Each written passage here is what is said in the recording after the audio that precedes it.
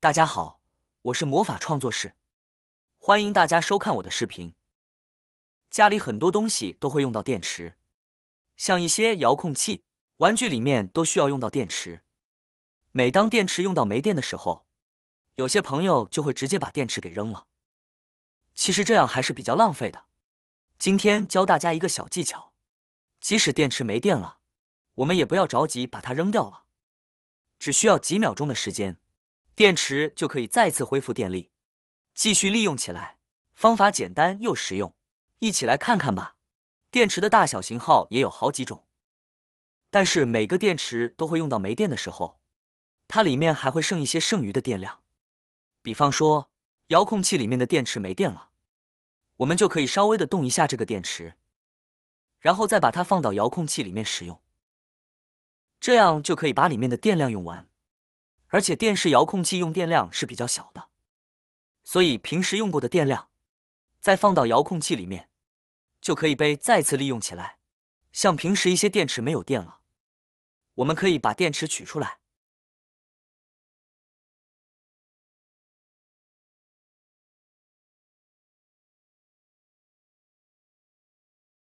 这个时候只需一招就能让它恢复电力。将两颗电池以这种十字形状叠加在一起，叠加的时候要注意，因为表面非常光滑，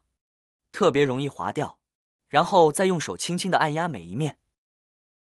按压几秒钟，接着将剩下的电池换一个位置，继续按压，同样按压几秒钟。这个时候，我们再把电池返回遥控器，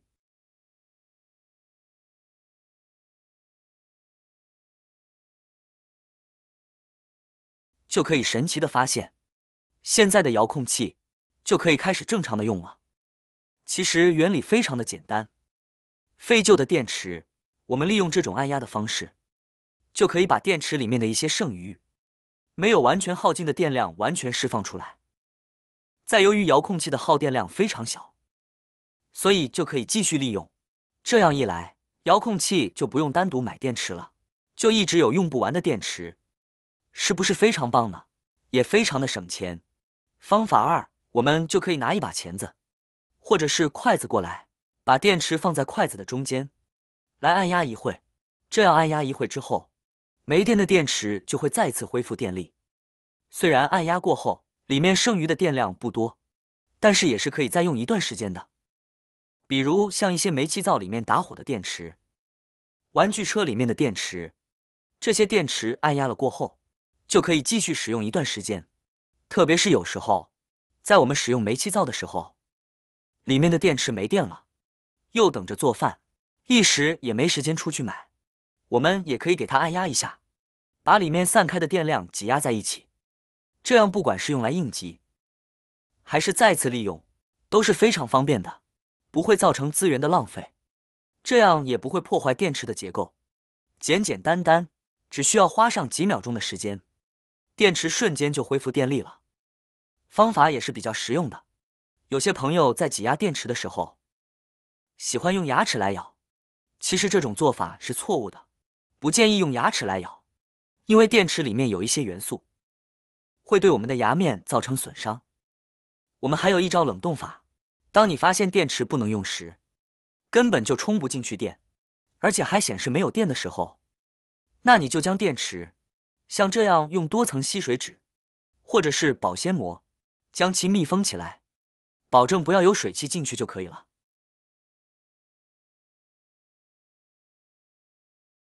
就像这样，然后放进冰箱零下17度，冷冻48小时，然后取出，再连同包装一起放在室内回温48小时，就可以继续使用了。这也算是一个懒人方法了。原理就是冷冻激活，可引起电池内部压力波动，改变活性剂晶体结构，从而恢复电池性能。以上这个电池再次恢复电力的方法，大家明白了之后，以后就可以利用起来了。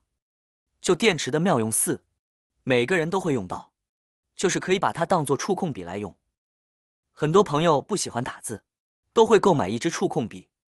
这样既可以让我们的手部非常的轻松，而且运用起来也更加的快捷方便，还可以增加打字的速度。其实我们想要触控笔，根本不用花冤枉钱去买，只需要一节家里面的旧电池就可以了。在用的过程中，你可以发现，用旧电池当做触控笔来用，有时候比买的触控笔还要好用。不管是用来打字、画图、拍照片、发表情，或者是用手写模式写字等等，都非常的快捷方便，而且十分灵活，一点也不比触控笔差。怎么样，是不是非常的棒呢？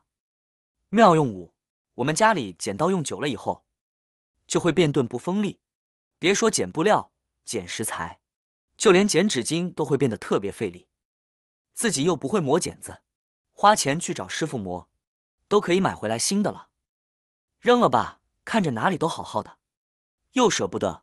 其实这个时候有一个更好的办法，就是我们用剪刀剪一下废旧的电池，多剪几下，这样剪刀就会变得非常的锋利。打磨的方法很简单，我们把电池卡在剪刀的中间，一边转动电池，一边用力按压一下剪刀，这样打磨个3-5分钟左右就可以了。而在打磨的过程中，我们还要左右的移动一下电池的位置，不要一直在一个地方打磨，效果也是非常的实用，大家可以去试一下。剪刀磨好了之后，我们用来剪一下纸巾，来试试看效果怎么样。现在打磨过的剪刀，剪东西的时候就快了很多，也不会钝的剪都剪不动了。如果你家里的剪刀也钝了，剪东西不好剪，就可以用这个方法来打磨一下，方法非常实用。怎么样，是不是做梦都没有想到，原来这些在我们眼里面看起来已经废旧的电池，作用竟然这么多。想一想之前扔掉的真是太可惜了，不仅造成了巨大的浪费，而且还花费了不少的冤枉钱，